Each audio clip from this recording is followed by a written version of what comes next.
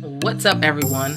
This is Resilience in Action with Erin Brown, the #1 podcast for anyone looking to have a greater human experience. What's going on, everyone? This is Resilience in Action with Erin Brown, and we are here with no one else but Mr. Do It To It, Mr. Odell Bizzell.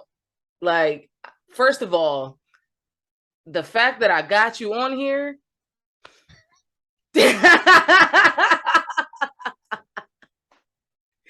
yeah, hit me in the feels. So let me just say thank you so very much for spending a little time with us. I appreciate it. I know my listeners are going to appreciate it. But go ahead and tell us a little bit about yourself. Oh, well, first of all, thank you. Every time that we have, all the time that we have is all the time that we have. And every day that we spend, every minute that we spend is one less that we have to spend. So I appreciate you for inviting me on. Odell Bizzell, I guess the best way to kind of summarize everything that I do is I make money with my words. That's the best way. I started doing that through professional speaking, into coaching, and now we have a marketing and branding agency for speakers and small business owners. So happy to be here, excited to dive into it. Perfect. So you are a NAMCA.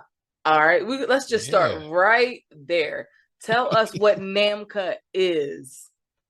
Yeah, NAMCA, it stands for the National Association of Masterminds and Co-curricular Advancement. I know that's a lot, but in the educational world, they love their acronyms. And so I got started speaking when I was 22 at colleges, small colleges, small universities. And it was tough, Erin. It was really tough just getting into that world. I did my first paid speech in 2008. So we're recording this in 2022. Like, life was totally different in 2008. And there was no big YouTube availability because you had to have video.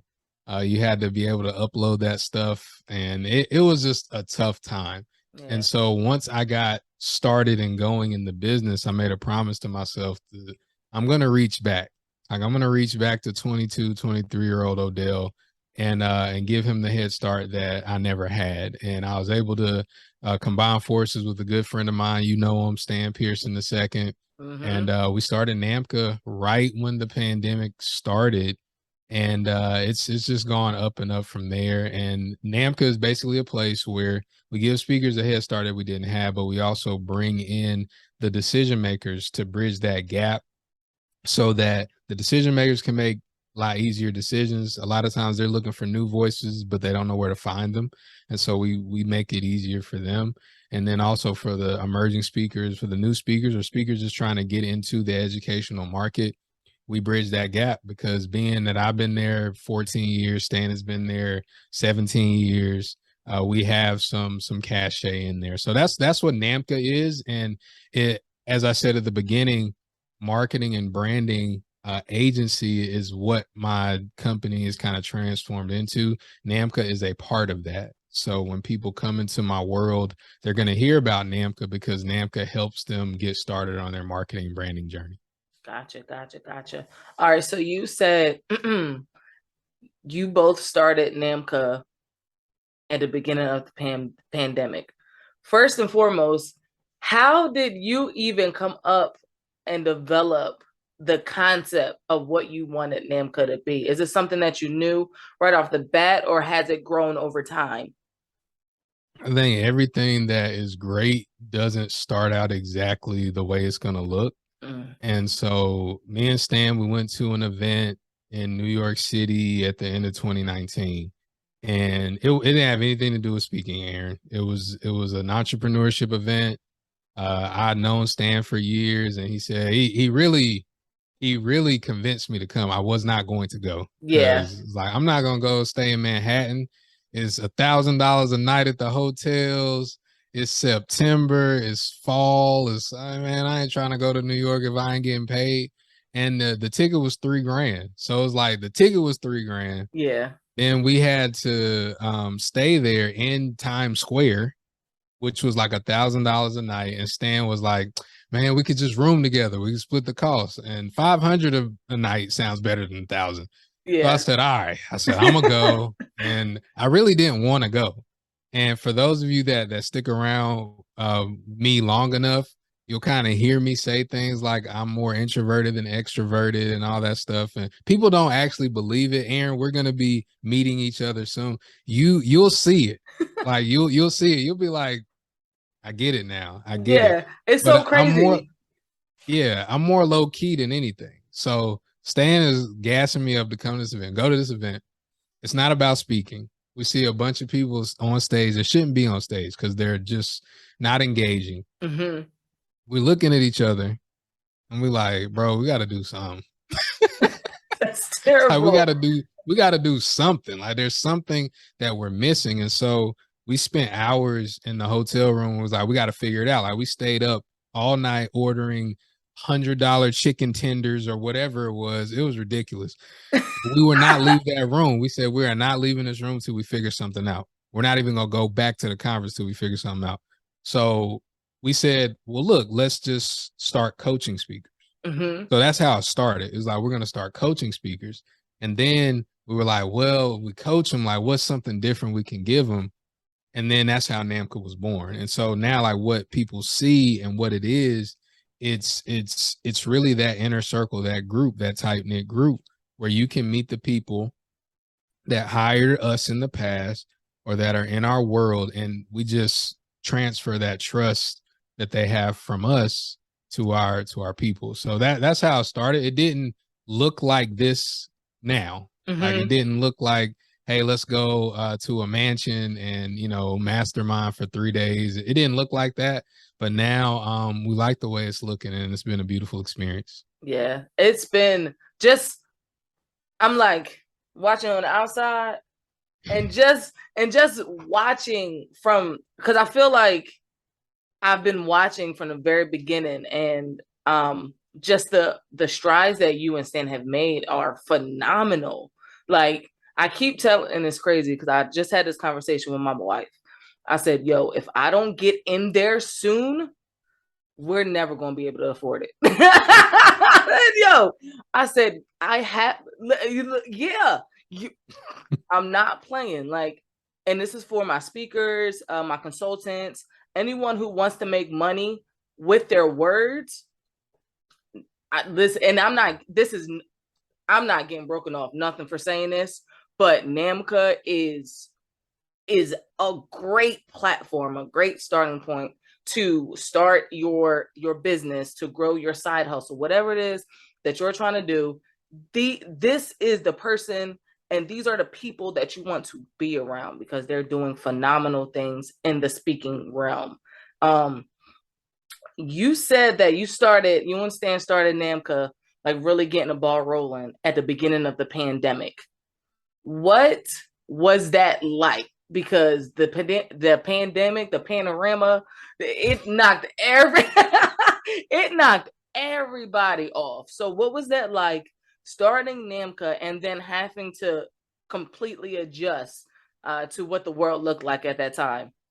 Yeah, I mean, you said it, and the fact that we're here, and if you're listening to this or watching this, the fact that you're here is a blessing. Mm-hmm. Because getting through hard times is like, oh my gosh, I got through it. Some people don't make it.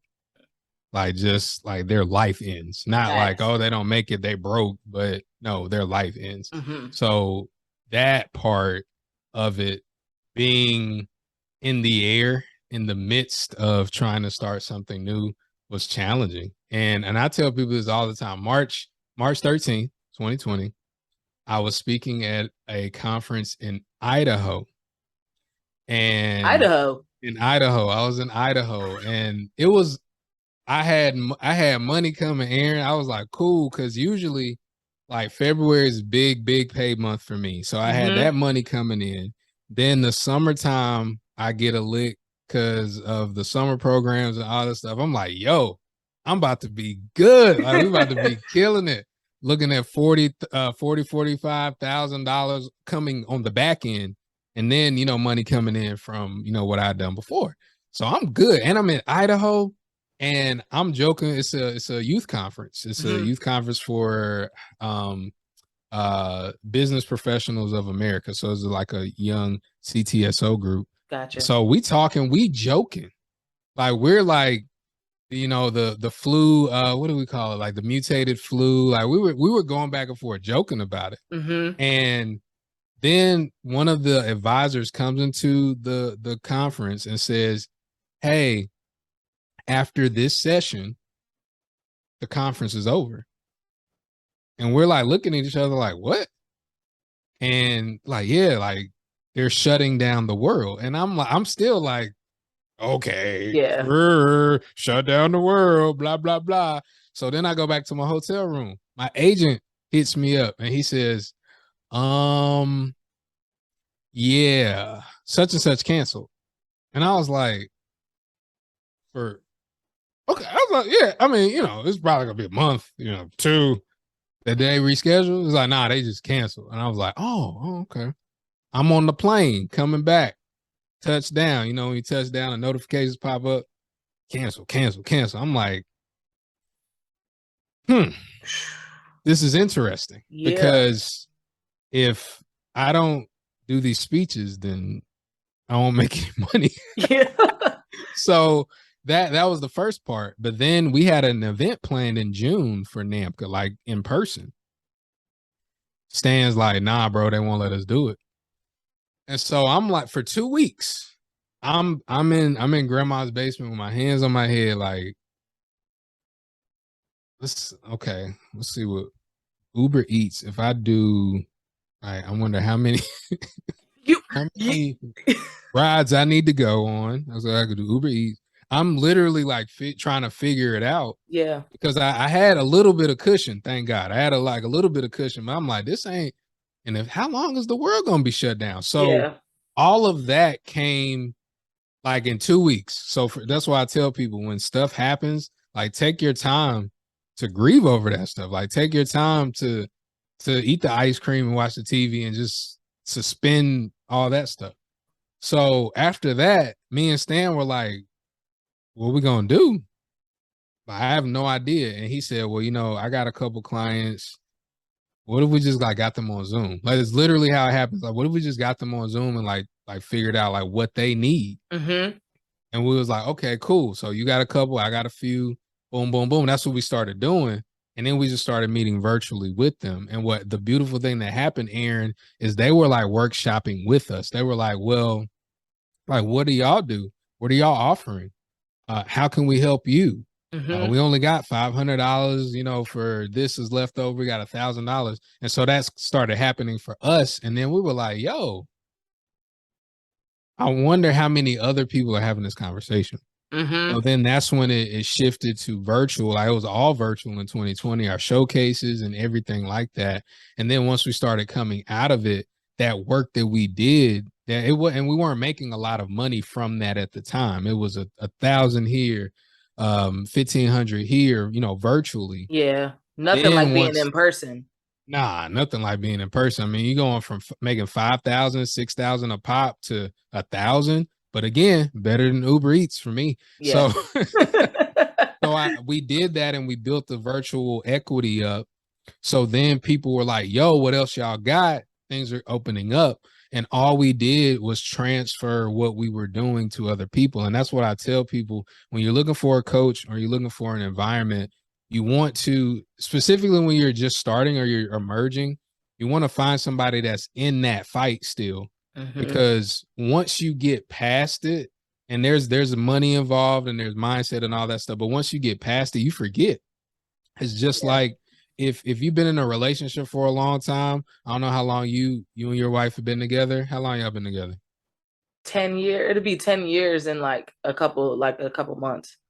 You've been so a decade. Yeah. So that's like if somebody brand new, they just started dating and like, how did y'all make it work? You gotta think. Like you gotta be like, okay, wait, when we first got together, I was tripping a little bit. I was tripping a little bit.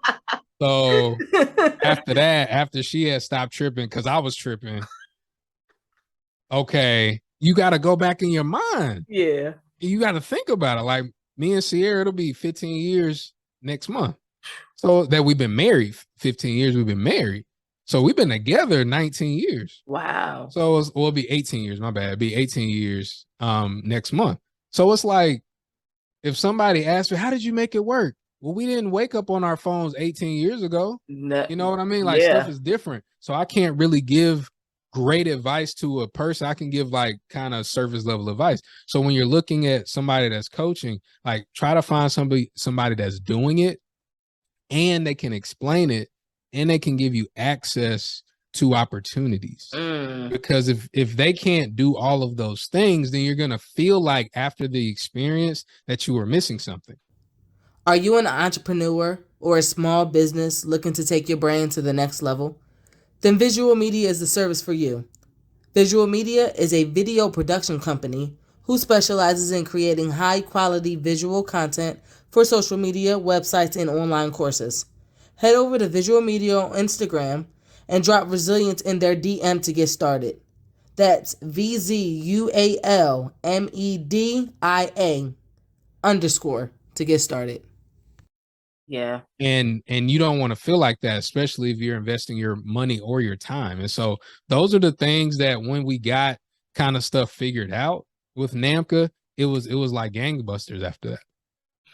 That's crazy. That's crazy. Wow. So the panorama happened. Navigating that. First off, let me highlight the analogy you just used to explain how to find a coach or a mentor in this field. Like I never even thought about looking at it in that way. Like find someone who's currently doing what it is that you want to do at a higher scale, but someone that can break it down so you can understand it, so you're not missing the pieces. That never clicked in my mind in a way to think about it like that. All right, so you and Stan have created NAMCA, right? This agency of superheroes. How is your relationship?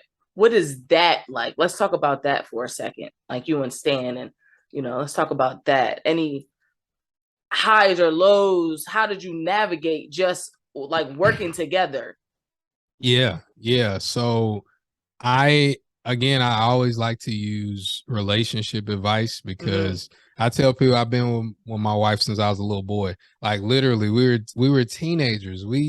It's hard to believe. Yeah. But whenever you like meet somebody and you kind of know, it's like, this is my person. You know what I mean? Like when you kind of know that, it's like, cool, like go with that feeling. And so I had known Stan since 2009. And I tell this story to highlight how good of a person that he is, because I actually paid him for coaching. Well, I started to pay him. So he at the time he had like, I think it was a 3-pay option or something. And I paid him like the first one, but I ain't had the money for the rest of them. Yeah.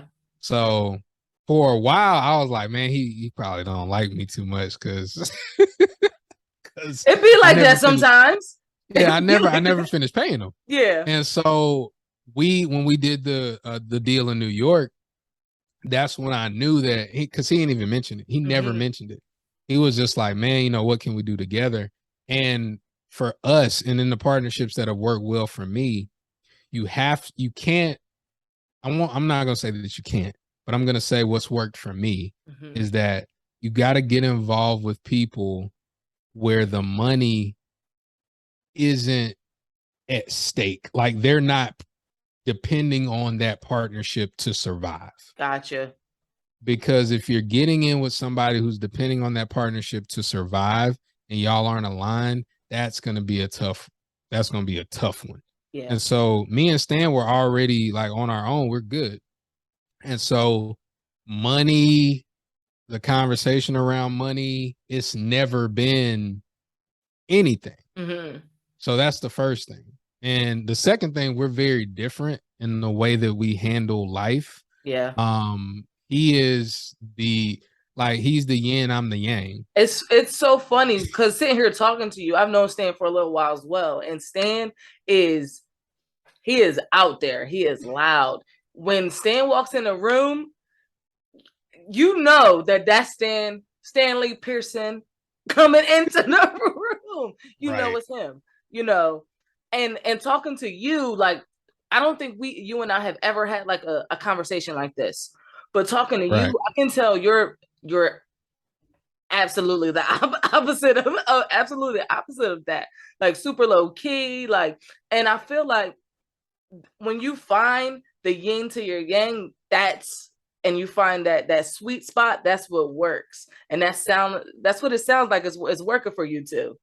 Yeah, that's exactly how it is. And you'll see it in real time.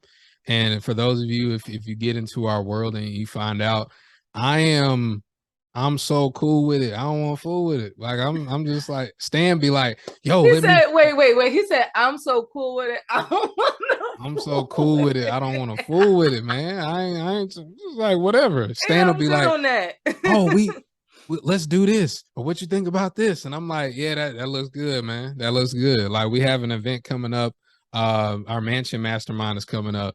And Stan sent me some. It's like, we're gonna go here, we're gonna go here. I was like, which one you want to do, bro? He's like, I don't care. And I'm like, you don't care? You don't care? He's like, yeah, I mean, I was thinking about this, but what you think? I'm like, well, shoot, let's do this. And so it's always been like that. Mm-hmm. And so I just advise people because you do need to collaborate. So that's the lesson. You do need to collaborate with other people. 2 heads are greater than 1 and all that great stuff, but you need to collaborate the right way. And you need to do it in a way that you know your personality, like you know you. Mm-hmm. And then you get to know somebody, you know, okay, like I saw very, very quickly.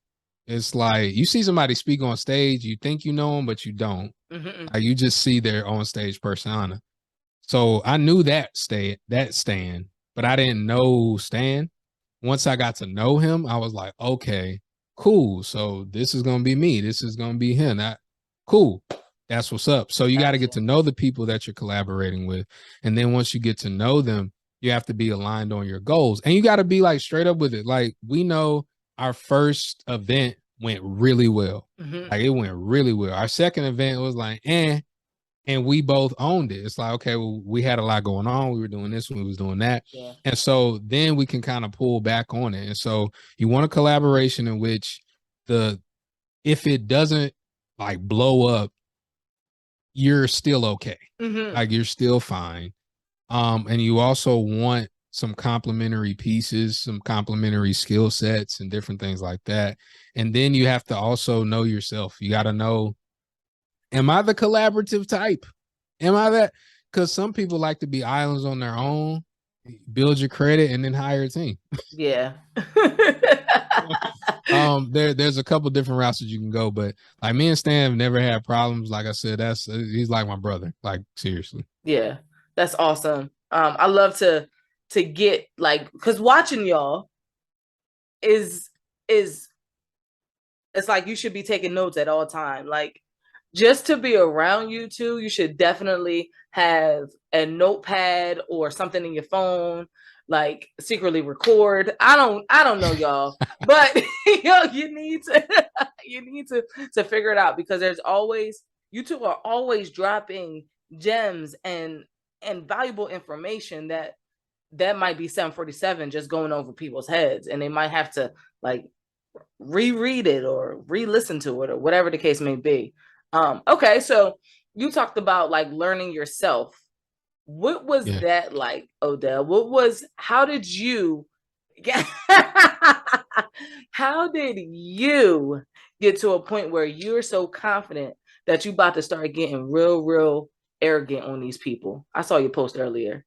Yeah. So this is, I would say it takes time, obviously, of course, but it takes attention. Mm-hmm. And you've got to be willing to listen to the people around you. Because my wife, my family, they've been telling me, you know, who I am. They've been telling me based on what I've done. My grandmother, She actually, this was really cool. She wrote something. In high school, we had to do like this program where we had somebody in our family write about us. Mm-hmm. And so my grandma wrote about me when I was like 14, 15 years old. And reading it, I was like, wow. Like, she was so on point. She was so on point. So being humble enough to accept that. And my wife, she says it sometimes good, sometimes bad. She's like, you like your daddy. Like, and it's like, dang, I am like him in some ways and some. So figuring that out and owning it and being okay with it. So that's the first thing. And I use this analogy. I used to hoop, and I had a particular role. I knew what I was good at. You bet not leave me open for a jump shot. That's gonna be the death of you. You bet not try to body me, because I'm a little thicker in person than a lot of people pay attention to. Like I'm a little thicker. I'm a little thicker. Okay. Like I'm a strong guy. I got a low center of gravity. But I know that I'm not, I'm not gonna dunk on nobody, or I'm not gonna do that. So I knew that early on. Like, this is my role. This is what I need to do. And so in life, you got to figure that out. You have to, okay, this is my role. This is what I have to do. And the humility post, again, I go back to Stan. It was like, humility is good in context. Like, it's really good in context. So if you go on a job interview, you're not going to come out and say, well, I'm the best person that you've ever interviewed. You're not gonna say that. But you also need to let them know I'm the best at this. Yeah. I'm the best at that. If you're in an intimate relationship, if you're on a date, you're not gonna tell somebody, well, it's probably a whole lot of people a lot more handsome than me. Like, you're going to put your best foot forward. So a lot of times humility robs us of that opportunity, because, like, well, I don't want to brag, I don't want to boast, but it's like, nah, like, this is what it is. Based on this, not just anything. Like, arrogance is confidence without evidence. You need those receipts. Right. So if you have no evidence and you claiming confidence, then that's arrogance. But if just like I know in my business, like, I've been speaking for this long, I know I've made this money, I know I've done this, I know I've helped this amount of people, I'm one of the best at what I do. And when the best have told me that I'm one of the best at what I do, then it's validated. Yeah. So it's okay for me to say it in context. And so it's important for us, as we get to know each other, we get to learn each other, specifically as it relates to resilience. You're going to ebb and flow. Like, life, like we said, the pandemic, everybody got kicked in the face. Yep. Said, yep. Do something. That life said, do something. And then it's like, dang, okay, I do. If you're an entrepreneur, I was talking to my wife about this the other day. If you're an entrepreneur, life is weekly. Like, oh man, I had 6 sales calls. 3 people said yes. That's week 1. Week 2, you got 3 sales calls. Everybody says, leave me alone forever. And then the 2 of the people from the week before said, you know what? I changed my mind. Let me get my money back. Then you're like, oh my gosh, like, I got bills. And the bills don't go away. No, they don't. It's like, you have to have that resolve. And a part of you getting to know yourself is knowing that you can get through it. And then once you get through it, it's another day, and you move forward. So that was just a process of what it took for me to learn. It took time. It took back against the wall. And this is something I talk about a lot. If you don't have a back against the wall moment, or you can't point to one, then you probably ain't had your breakthrough yet. So when you get that back against the wall moment, and then you survive it, that's evidence to you saying that I can do this. I can get over a bankruptcy at 24. That's what I went through. I can get through code reds. That's what me and my wife used to call when I was waiting on a speech check, and we needed groceries, but the debit card wasn't debiting. The math just was not mathing. Like, babe, are you at the grocery store? Leave. Tell them you left something in the car. You gotta go get it. Hey. Did you know I wrote a book? It's called The Value Method: 5 Steps to Unlocking Your Greatest Potential, and in it, I share just that. 5 wildly easy, actionable steps that will set you up to have a greater human experience daily. I've included interactive worksheets and small assignments at the end of each chapter. You're literally creating a living blueprint of your best life. Be sure to check out the show notes for the link to purchase your copy and a copy for a friend. Can't do it. Oh man. So when you get to know yourself, how you react under those, then you're good to go. Gotcha. Okay. What is one piece of advice, one tip you would give someone who wants to go on an entrepreneurial track, someone who wants to maybe start a group or a mastermind or something like that? What is the most valuable piece of information that you could share with someone? The most valuable piece of information that I would share if somebody is looking to start a business is to, first of all, have a product for your prospects. Okay. Have a product for your prospects. And what that means is when we try to start something, whatever it is, it could be a consulting business, it could be speaking, it could be accounting, it could be whatever. You have to understand that most of the people that you reach out to won't want to work with you initially. Most of the people won't. So when I say you create a product for prospects, what you do is you qualify those prospects. So you qualify them. My qualification process is this somebody that would buy my thing? Is this somebody who's able to buy my thing?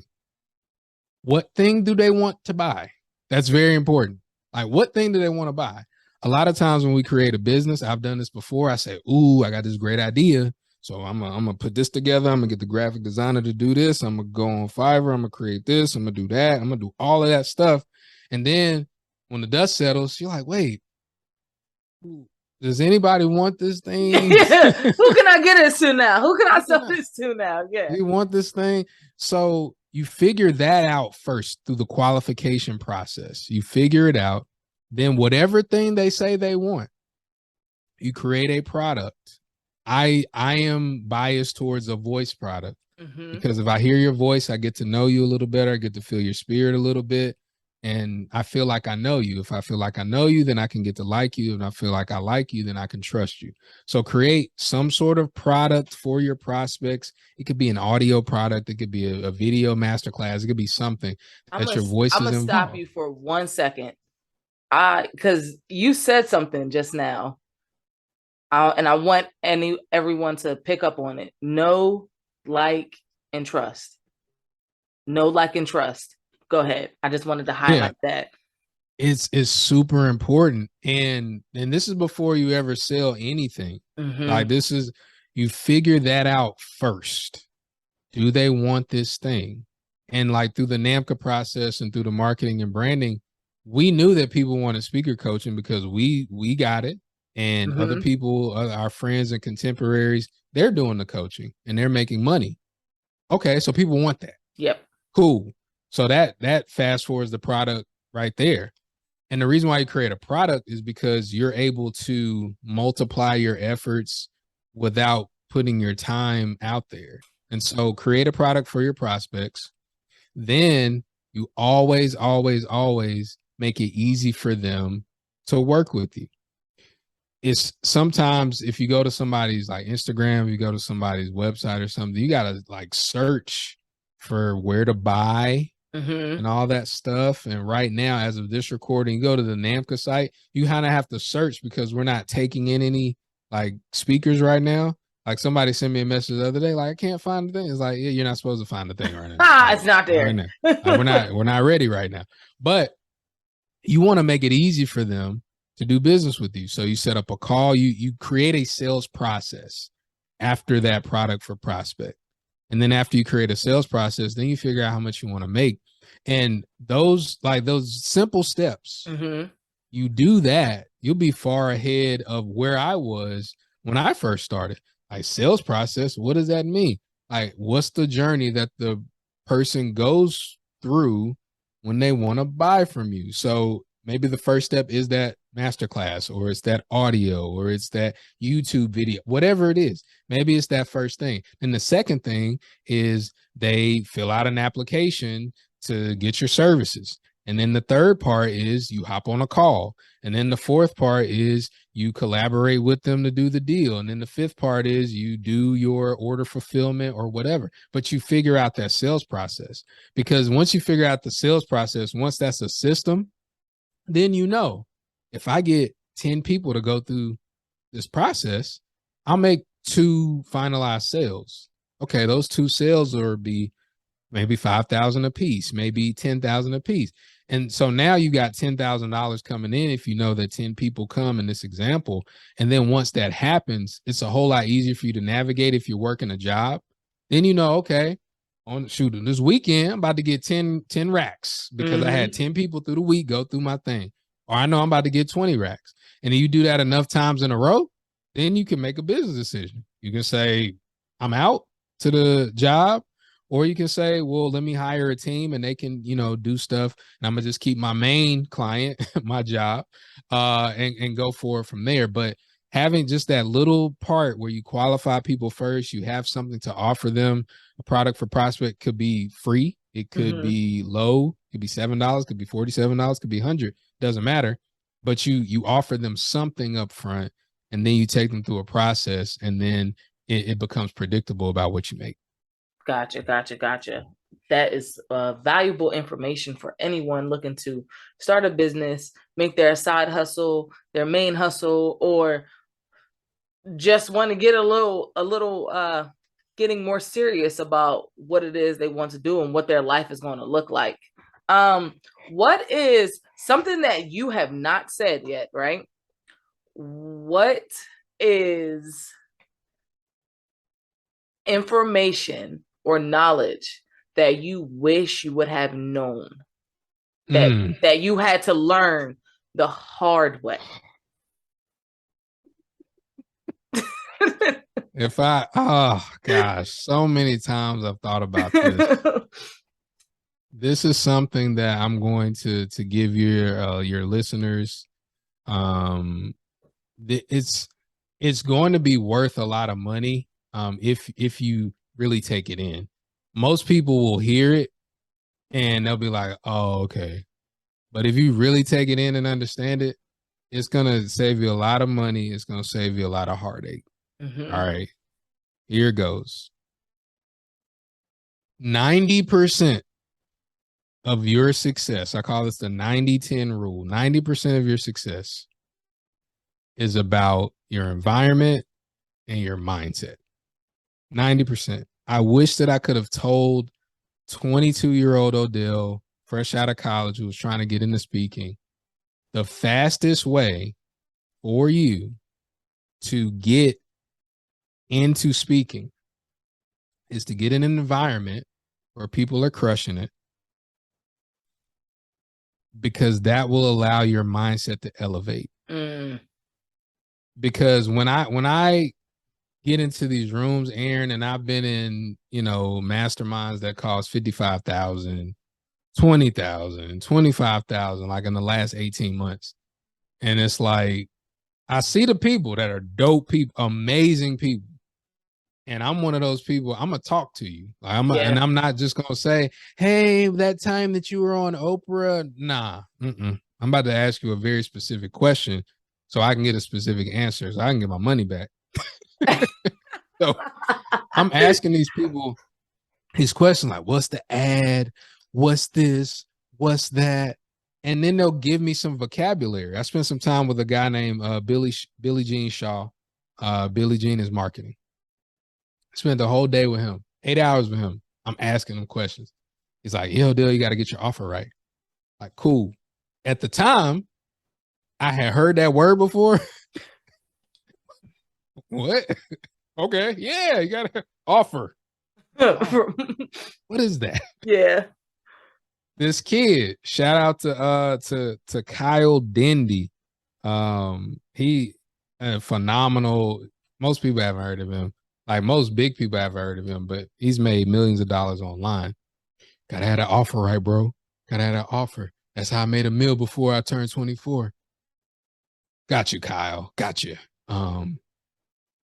Offer. Once I got into the rooms, though, I understood what that was. So a lot of times your mindset can say to you, you can do it, but your comprehension ain't there. Hey. If you're enjoying this content, do not forget to rate and review. Wherever you're listening to this podcast, be sure to rate and review. It helps us reach more people in more ways. Now, let's get back to some resilience. The environment adds comprehension. It adds context to the content. Oh my gosh. So when I got in the rooms and people were like, oh, like this is what I'm offering. Mm-hmm. This is what I'm doing. This is what the people get. And then it's like, oh, so you got to have that right. Then you got to have the messaging right. Then you got to, oh, okay. So then that part. But here's the thing. I'm 37. I consider myself a pretty intelligent guy. I always have. I could have understood the language when I was 27. Mm-hmm. When I was 17, I could have understood the language, but because I wasn't in the right environment, it just didn't match my mindset. Gotcha. So if you would focus, for those of you that are listening, those of you that are able to take in the information, if you would focus on spending most of your resources, most of your time in getting into the right environment, it'll elevate your mindset and it'll give you that belief factor because you'll be sitting next to somebody who tells you from their mouth, yeah, 6 years ago, you know, I was living in a homeless shelter and, you know, now we just did $40 million last year. And you're like, wait a minute, 6 years ago, I had a house.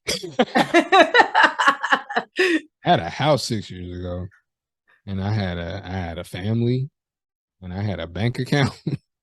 And you was homeless? He was homeless. And you made $40 million? I was like, okay, maybe you went to a better school than me. I didn't go to college.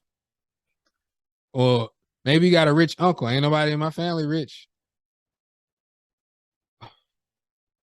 So I can do this. Like, that's what will happen when you get in those environments. So you're like, well, okay, maybe I can't make 40 in 6 years. I could probably make 20. Yeah. You know what I mean? So it'll just start getting you in that different environment. So that's what I would say. Environment and mindset. Most of us think that our talent and our acumen and all and our, you know, what I say, my sales skills and all that stuff is going to elevate me. But the truth of the matter is this environment and mindset, that's 90% of it. And I wish I would have known that. Environment and mindset. I agree. That's why some things about to change in this area over here. What do you have anything else that you want to share with the listeners? Anything that you haven't touched on? Yeah, I just recorded yesterday, as of this recording, a volume 1 of $1 Million Conversations. And one of the things it stuck with me, and it was the last recording I did. So I want to, if I can, you know, leave it with the group. In order for you to become a millionaire, this guy named Jerry Clark, who most people have never heard of, he was the mentor of my millionaire mentor 20 years ago. Mm-hmm. So I got a chance to get into his coaching program, which was stupid phenomenal. Yeah. And when he said this to me, it didn't click until I left. So hopefully it'll click for y'all, but if not, hopefully get it on the way out. He said, in order for you to become a millionaire, what do you need? So I'm just going to ask you, Erin, like, what do you need? Like to call yourself a millionaire, to be a certified millionaire, what do you need to have? Don't overthink it. $1 million. That's exactly what I said. I said, you got to have $1 million. And he was like, okay, great. So you have $1 million, you're a millionaire. He's like, what if you went and bought a car for $100,000? You got $1 million, Now you only have $900,000. Are you still a millionaire? Mm. Okay. What's your answer to that? I would say, I mean, you can have a millionaire mindset, but you're not a millionaire on paper. So I said, well, I mean, I guess not. You're not, I mean, technically. He was like, no, because if you say a millionaire, you got $1 million, now you're not a millionaire anymore. Mm-hmm. But he was like, that's not the way that you should think. Because in order to become a millionaire, you have to become a millionaire in your mind before you ever have $1 million in your pocket. Mm. And he said that most people are waiting for the $1 million to become a millionaire. Now, this is not where you can, talk fancy around people and say, oh, I'm a multi-millionaire, and you got $3 in the bank. That's not what Don't this do is. that. Don't do that. Don't mislead anybody. Don't do that. But in your mind, you have to become. The way you become is by doing. Be, do, have. So you become first in your mind, then you do the stuff that millionaires do. Then you'll have $1 million, but it won't even matter at that point because you would already be that thing. And so what I offer to you all is whatever your goal is, it might not be $1 million. It might be, I want to buy this really nice place, or I want to build this really big business. Cool. That's what you are right now. Call that into existence right now. Be that right now. But then go do that. Mm. Go do what they do on a daily basis. Watch what they watch. Listen to stuff like this on a regular basis. Brainwash yourself. You are that thing. You are him. You are she. You are they. That is it. That's you. But do it. Then you'll have it. And then once you have it, it really won't even be a big deal. Mm. I cannot wait because I'm probably not going to edit this much, but I cannot wait to re-listen to this because there's a lot of things I need to be implemented in my life. How can we reach you? How can we support you? And first off, what is that? Because you have two you have wait. What is that? Because I saw that same bottle on one of your on your Instagram posts, and then you had some in a mason jar. What are you drinking? Yeah. It's all it is the politically correct version of it is I'm drinking my greens. So the greens, the nutrients, the phytonutrients, and the photosynthesize inside the bottle, inside the water. That's what I'm drinking. Tastes like dirt is what it tastes like. It's not delicious at all. But it's water. I just have, my wife's a holistic health coach. Mm-hmm. And right now we're on like this 75-day challenge. I got like 30 days left. And so yeah, so I'm just drinking my greens, exercising every day. It's disgusting, but I'm used to it by now. So that's what that is. Okay. I had to ask. I'm glad you picked up that bottle so I could see with it. Yeah. Okay. How can we support you? How can we follow you? Where can we find you? All of that good stuff. Yeah, the best way to support me, I would say at this point is to just go to Instagram, go to YouTube, and just follow me. I think that's the best way. Right now we're in a transition mode into going full marketing branding.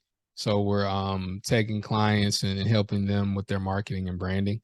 So until we get all of that settled and all of that, that's the best way to go. And anything that I'm doing, I'll be promoting either on YouTube or Instagram. So Odell Bizzell, I'm the only Odell Bizzell out there. It's 2 L's in Odell and 2 Z's and 2 L's in Bizzell. Gotcha. I'll make sure I put that in the show notes. I have one final question for you. You ready? All right. Yep. So we kind of touched on it earlier, but if you want to go a little further, you absolutely can. What is your definition or relationship with resilience? My relationship with resilience is that resilience is the confirmation that God put you here to be great. So whatever you believe, you're here to resolve, like get through it. Because Erin, there's somebody looking at you that you don't even know is looking at you. You have no idea that they follow your stuff. You don't know at all. But they're waiting for you to come up. So that'll give them permission to come up.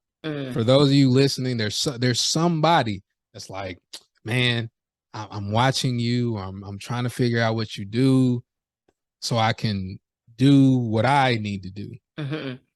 There's somebody there. And resilience, it's one of those situations where, and I tell people this all the time, like life is a sport, and life is designed not to be fair, but it's designed to qualify you for your championship.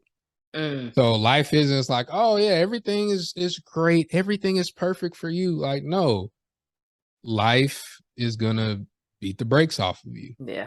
And the greater that it does, the bigger championship you're going to get. So if you're listening to this and you're like, man, am I going to make it? Am I going to just keep going? It might be hard. The bills might be due. Work something out. I mean, we've all been there. Like I've been bankrupt. Like my credit has been doo-doo. Yeah. It's been doo-doo. And not for like a year. And then like most of my 20s, my credit was doo-doo. Couldn't get anything. Couldn't get a Macy's card. Couldn't get anything. And so all the while it was molding me and grooming me. Because now when people say, oh, Odell, I ain't got it, I'm like, bet, I know what that is. Can you do this? Can you do that? Because I've been there. So I already know. And so whatever you're going through, whatever obstacle is really an opportunity for you to grow and expand so that then your triumph can help somebody else that's going through a tragedy. So that resilience is that. Like, if you haven't been through something, don't worry, it's coming. It's coming, right? Through some stuff, you've gone through some stuff. Resilience has taught me that, all right, this is what it is. We just waiting for the next one, and we gonna conquer that mountain too. Beautifully put. Literally, resilience in action. Odell, thank you so much for like coming and spending some time. I can't wait for next week. It's gonna be lit. I know it is. Yeah, I appreciate you being here, sir. Appreciate you. Hey, keep going. That's my message to you, and that's my message to everybody else. Thank you. Thank you. Thanks for tuning into this week's episode. If you enjoyed it, be sure to rate and review. And remember, resilience in action will always lead to a greater human experience.